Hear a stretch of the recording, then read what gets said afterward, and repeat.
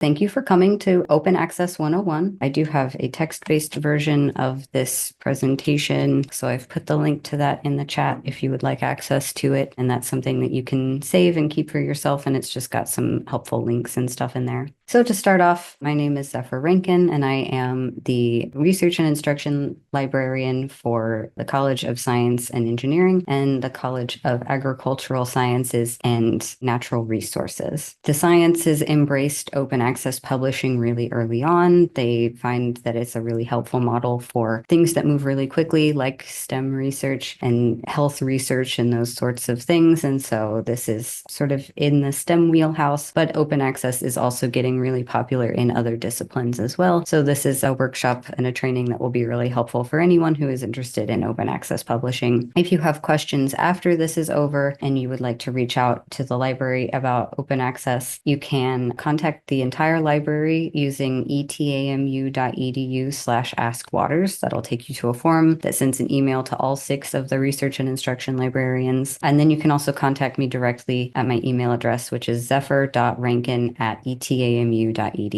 So throughout this presentation, we'll be going over a few things. We're going to start with just an overview of open access publishing and kind of what it is. And then we'll look at types of journals, types of articles, what article processing charges are, and then what transformative agreements are, and also the transformative agreements that we have here at ETAMU. So first, just open access publishing, what it is and why you might want to look into it. So open access, or OA, is a publishing model, in this case, usually for scholarly publications, that provides free, unrestricted access to scholarly works. In this presentation, we are going to be focusing specifically on academic journals, but there are open access ebooks and open access video journals, but we are looking specifically at academic journals in this case. So why might you look into reading open access or publishing open access? The first is the most obvious. It guarantees access to information for everyone. So it's a way of making sure that we're not restricting access to any particular group of people or putting that information behind a paywall so that only people who can afford to pay for it are able to access it. It also leads to greater visibility of a work, which means there's more research impact that helps the author of those works get things like tenure and promotion in their job, but it also helps them get funding for future projects because they can say, my research in this field has already had this amount of impact. It also leads to more return on investment for funding bodies. Most research is paid for by an institution of some kind, be that the institution that the author works for or a third party that is supplying grant funding or something. And so when the results of that project are published in a way that doesn't limit who can read them, it leads to more innovation in that field. And then there's more of a return on the investment that that funding body put forward. In addition to improving innovation, it also increases quality of life in certain cases, especially in the field of health research, because smaller doctors' offices and clinics might not have the money to pay for all of the medical journals that exist behind a paywall. And so publishing that information in a way that is open access means that all of the innovation in that field is available to the people that it's actually impacting. And then you might need to publish open access because some institutions and funding bodies, such as the NIH, the National Institute of Health, do require that anything they fund is published in an open access way because of that increased return on investment. And then just a quick note about the difference between OA, which is open access, and OER, which is open educational resources. There are 2 differences. The first is scope. So open access is for scholarly works. It's a publishing model that is specifically for publishing things. Again, it can be, in this case, we're talking mostly about journals, but it can also be books or videos, but it is specifically for a scholarly work, versus OER covers all educational materials. So in an educational setting, you might use a scholarly work as an educational material, but that OER also covers assignments, course shells that might be published for free online for people to use. The second difference is licensing. OA is increasingly using Creative Commons licensing, but a lot of open access articles are still published with standard copyright, whereas in order to be considered an OER, something has to have a Creative Commons license on it. And that license is different because because a Creative Commons license, depending on which one is used, allows for a lot more reuse and remixing and repurposing of the material. So the open access that you can read for free online is really helpful, but you might not be able to use that the same way you would use something that is under that Creative Commons license. And next, we're just going to go over some of the journal types.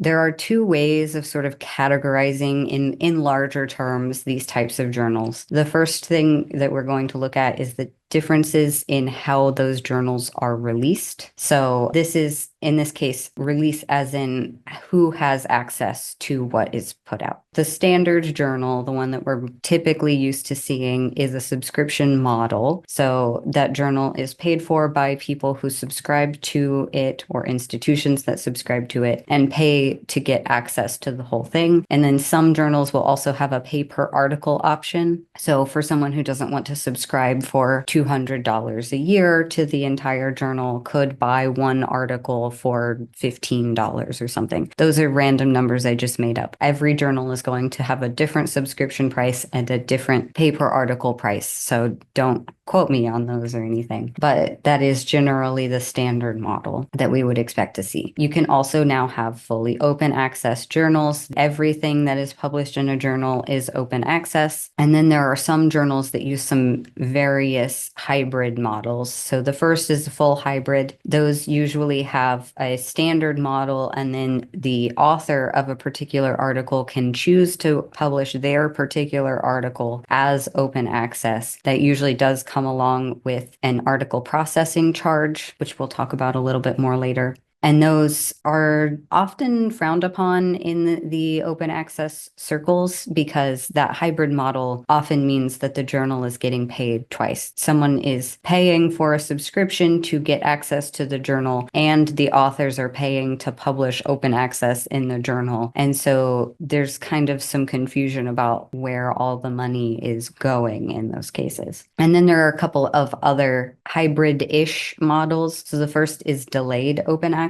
And that's a model where a journal, each issue of it that is put out is subscription only at first. And then after a certain embargo period, often a year, sometimes 5 years, older versions of the issues will become open access. And then there's also subscribe to open, which is more rare, but you do see it sometimes, where a journal is a standard subscription model until a certain number of institutions have subscribed to it. And then once that number has been hit and their operating costs are fully covered by those subscriptions, then the entire journal becomes open access for anyone to read online. The other difference in these journals that we would look at in order to categorize them is copyright and how that's handled. So there are a few different ways that it can be handled by the journal. In some cases, all copyright rights are transferred to the publisher. And then in others, sometimes the author will retain ownership of that copyright. And then again, like I said earlier, a lot of open access journals are now moving to Creative Commons licenses that allow for not only those to be accessible by anyone, but also in some cases, if they're using a less restrictive Creative Commons license, like just CC BY, which just requires attribution, you can also remix and repurpose and reuse all of that information in the journal.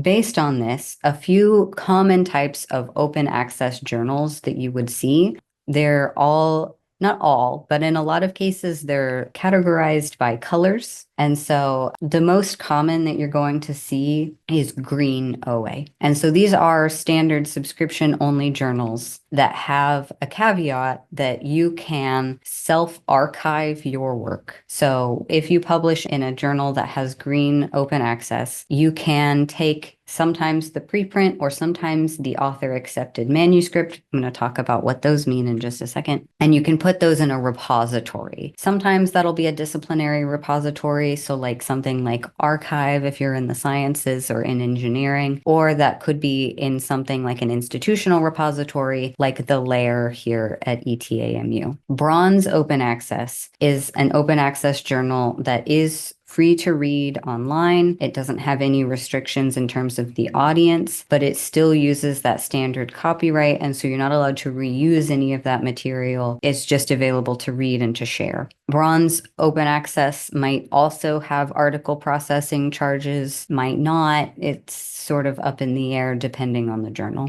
Gold open access is a journal that is fully open access and does use that Creative Commons license, but still charges article processing charges for the author in order to publish. And then diamond or platinum open access is a journal that is fully open access and uses those Creative Commons licenses, and it's free for the authors to publish in that journal. Those journals usually have some other source of funding, an institution that backs them, or a nonprofit or something where they can get funding some other way. And this is just a visual comparison of some of the other types of things that you might see. So this Venn diagram categorizes by whether the authors retain the copyright, whether the information in the journal is peer reviewed, whether it's free for readers, and then whether it's free to publish. And so there's all sorts of confusing things going on here, but you can see in the middle there is that diamond open access. So it is a scholarly journal where the authors retain the copyright. It's free to publish and it's free for readers. And so those are usually what a lot of people are hoping more journals will move to. But then there's also the gold open access where it's free for readers and just not for authors. And then green open access where it's usually free to do that. You don't have to pay a charge for it, but it's not always going to be an easy license, and it's something that you'll have to self-archive.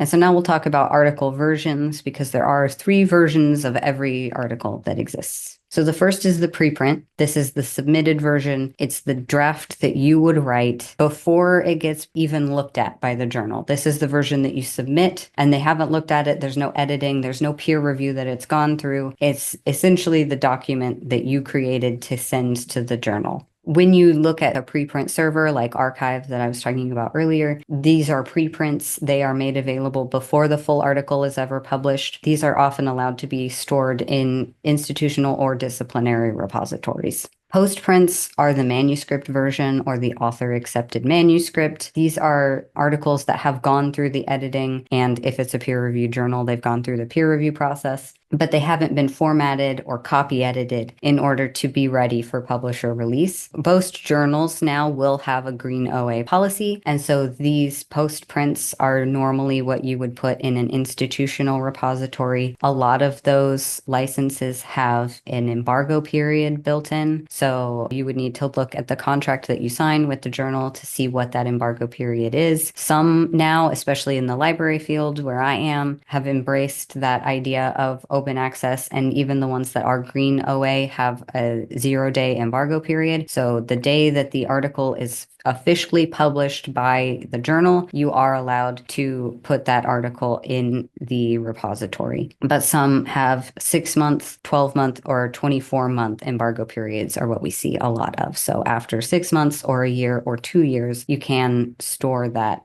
manuscript version in a repository, usually an institutional repository. And then the published version, or the version of record, is the actual formatted and copy edited version that appears on the publisher or journal's official site. Most journals will not allow you to store these in a repository, and they can't be shared freely unless they are open access. If the journal itself is gold or diamond or bronze OA, then you can share it freely. Otherwise, you would need to only share either the author accepted manuscript or the submitted version, depending on that contract that you signed with that journal. So now just a quick overview of article processing charges. APCs are meant to subsidize the work of publishing. Publishing does cost money, even digital publishing. It costs a lot less than physical publishing, so a print journal is going to cost a lot more than the online journals that we typically see now. But it still does cost money to go through the copy editing process, find peer reviewers, and host that online. A lot of that money is going to host it online. And so some journals will use APCs in order to subsidize the work. Other journals have other ways of subsidizing monetizing the work by bringing in subscriptions and doing the subscribe to open, or they'll have an institution that backs them, or they'll have government funding. But depending on the journal, you'll see these APCs sometimes. And they usually range anywhere from, like, you'll see as low as a couple $100 to as high as about $5,000. The average is somewhere in the $1,000 range per article, which is a lot. And that's why a lot of people in hybrid journals choose not to publish open access. There are some open access journals and therefore some APCs that are predatory in nature. The journal itself is not a good source, and so that's not something you would want to publish in. And they're trying to take advantage of all of these institutions now that are requiring that you publish something open access. And so they're just trying to get your money, and it's not actually a good place to publish. We do have a video on predatory publishing basics that I highly suggest you check out if you would like more information about that. And now, transformative agreements. What are transformative agreements? So these are called transformative agreements, or sometimes read and publish agreements. They are journal subscriptions that include an amount that is paid toward open access article publishing charges. So these agreements are usually between a library or an institution, and they allow authors connected to that institution to publish open access in specific journals for free or at a discounted rate, because the APC is either fully or partially covered by the institution as part of that subscription to the journal. So the institution is buying access for people at the institution to read information in the journal, or in this case, usually a database. It's usually not just one journal, it's a bunch of journals within a database, but then also paying part or all of the APCs for that journal as well, so that the authors can publish in a hybrid journal without having to pay an article processing charge. We do have several here at ETAMU. A lot of these are because of consortium agreements. So some are just the A&M system, some are larger consortia that we're part of, but we do have several. The first is Cambridge University Press. We have a full agreement with Elsevier. We have kind of a weird agreement with. These are all linked here and in the text document if you want to look at the agreements more, because some of these are a little bit weird. You'll see I have a whole note on the last one. But we also have agreements with the Association for Computing Machinery, the American Chemical Society, and the Institute of Physics. And then we have another weird one like Elsevier that's Springer Nature, and it's specifically for their hybrid journals. And there is an article cap for that one, but that cap is shared between all of the universities in the Greater Western Library Alliance. And so I think based on the numbers of people that we have, this is our weirdest one, because I believe we at ETAMU only have, I think, 3 slots within that article cap because of how low the number is and how many universities there are in that alliance. And then also a lot of those universities are quite a bit bigger than we are. But again, all of these are linked. One of them, I think it's the Institute of Physics, or maybe it's ACM. One of them didn't allow me to link directly to our page. And so it just links to the search box, and you'll have to search for, I would just put in Texas A&M, and then it'll bring up anything that has Texas A&M in it, because on some of these, we actually have changed to East Texas A&M, but others still have us listed as Texas A&M University Commerce. And then I would be remiss not to point out that we do have an institutional repository. If you have an open access article, or if you have an article in a standard journal that does have a green OA policy, you can archive your work in our institutional repository. It's called the LAIR. LAIR stands for Lion Archives and Institutional Repository. It also houses all of our digital archives and all of our honors theses. And it doesn't have the actual text of the theses and dissertations, but it has records for all of them that link out to ProQuest theses and dissertations. So it has a lot of information in there. And if you have any questions about that, you can always reach out to our Ask a Librarian, and I'll have that URL again at the end of this slideshow. So here's references and resources. Again, these are all linked in the text document. They can be really helpful. Just some more information on finding open access journals, what open access is. I've got Archive on there as a preprint server, and then the LAIR as our institutional repository. And then Open Policy Finder is is the new version of what used to be Sherpa, because they had Sherpa Romeo and Sherpa Juliet, and it was confusing having all of these different platforms. So they pushed everything into one place, and now you can find journals that have open access policies really easily by just searching in Open Policy Finder.